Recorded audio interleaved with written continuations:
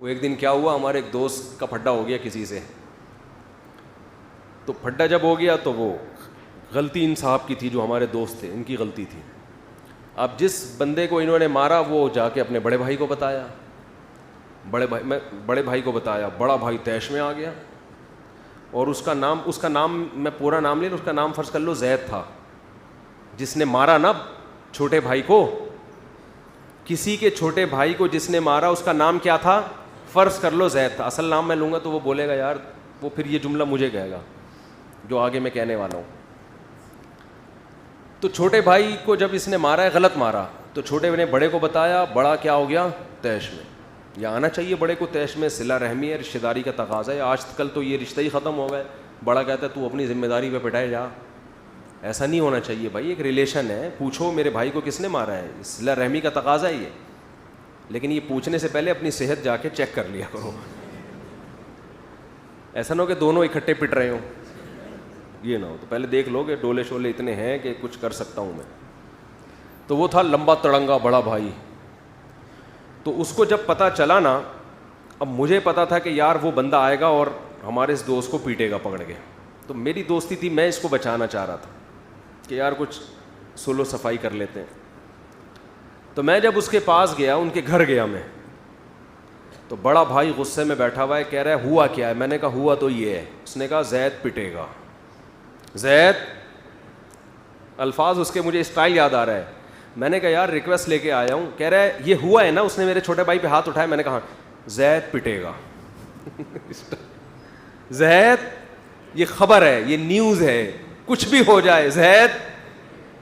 اصل تو یہ تھا جب اس کا نام لیتا میں پھر مزہ آتا نا, لیکن پھر وہ کہے گا مفتی صاحب پٹے گا. میرا نام سب کے سامنے ظاہر کر دیا. تو وہ بار بار میں اس کو ریکویسٹ کر رہا ہوں, یار پہلے ذرا سمجھو بات کو, میں معذرت کر رہا ہوں. کہہ رہا ہے مفتی صاحب یہ بتائیں, کہہ رہے میں آپ کی عزت کرتا ہوں مفتی صاحب, لیکن یہ بتائیں اس نے میرے چھوٹے بھائی پہ ہاتھ اٹھایا. میں نے کہا اٹھایا. کہہ رہے غلطی اس کی ہے نا. میں نے کہا زید پٹے گا. تو مجھے یہ واقعہ کم از کم 14-15 سال پرانا ہے, لیکن مجھے اس کا اسٹائل بڑا اچھا لگا. کہہ رہا ہے کچھ بھی ہو جائے زید پٹے گا. سمجھ رہے ہو. خیر نہیں پیٹا, پھر ہم نے پڑھ کے درمیان میں سلو صفائی کروا دی. تو بعض دفعہ یہ ہوتا ہے, آپ اولاد کو رسپیکٹ بھی دے رہے ہیں, مائیں بھی اپنے بچوں کو عزت دے رہی ہیں, سب کچھ خرچے پورے ہو گئے, پارک بھی لے کے گھمانے بھی لے جاتے ہو, کبھی ہوٹلنگ بھی کر دی, کبھی غبارے بھی دلا دیے, کبھی پاپڑ بھی دلا دیے, کرارے پاپڑے دلا دیے آپ نے, ہر قسم کی چیزیں کھلا دی ان کو, لنچ بھی دے رہے ہو, صبح اسکول میں, رات کو جو ہے نا ان کو عزت کے ساتھ گھر میں سونے کی جگہ کی, گیس بجلی کا بل سب کچھ کر رہے ہو. اس کے بعد بھی بچہ نہیں مان رہا تو بچہ پٹے گا. جبکہ گورنمنٹ کہتی اب بھی نہیں پٹے گا. یہ ہمارا اختلاف ہے. اب سمجھ میں آیا. ہم کہتے ہیں اب بچہ پٹے گا, اب چترول لگیں گے, کیونکہ ہم نے اپنے گھر میں باپ پیدا نہیں کیا ہے, اپنی اولادیں پیدا کی ہیں. اب بھی نہیں پٹے گا, اس کا مطلب ہم خانسامہ ہیں. پھر ہم کیا ہیں پھر, بلکہ خانسامہ بھی ہم سے. یا تو ہم کو تنخواہ دو اس کی, پھر آپ بیوی بچوں سے بولیں میں تو خدمت کر رہا ہوں نا اس کی, مجھے کیا چاہیے, تنخواہ چاہیے. تنخواہ دو کہیں سے بھی لا کے کما کے, جو گھر دیا ہوا ہے میں نے, کرایہ نکالو اس کا, بچوں کو رکھا ہے آپ نے گھر میں, کرایہ دے بھائی. جیسے میں ڈاروین سے کہتا ہوں بندر تھے دم کہاں گئی, یا تو دم دو یا دم کے پیسے دو ہمیں. میں ڈاروین سے یہی کہتا ہوں نا یار, ہم بندر سے انسان بنے تو دم کہاں گئی, تو یا تو ہمیں دم چاہیے یا دم کے پیسے چاہیے.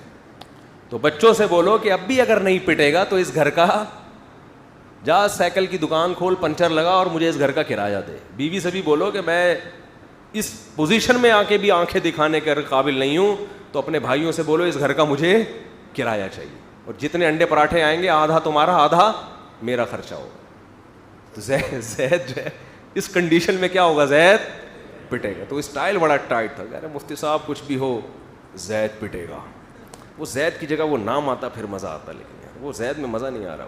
آدھا مزہ تو آگے آگے, لیکن جو پورا نام آتا پھر. خیر وہ نہیں پٹا, الحمدللہ بچ گیا وہ. تو پتہ نہیں کہاں سے کہاں بات چلی تھی, جہاں موضوع ادھر ادھر ہو گیا. خیر کوئی مسئلہ نہیں ہے. ہم نے کون سا کوئی تھیسس تیار کرنے ہیں, اسلامیات کے آپ کے پیپر ہونے والے ہیں کہ ایک ٹاپک پر آپ کو, آپ تو واضح و نصیحت چاہیے نا. واضح و نصیحت بکھری ہوئی ہی اچھی ہوتی ہے, سمجھ رہے ہو. بکھری ہوئی واضح و نصیحت کیا ہوتی ہے, اچھی ہوتی ہے. جو کام کی بات آئے پارسل کر دو.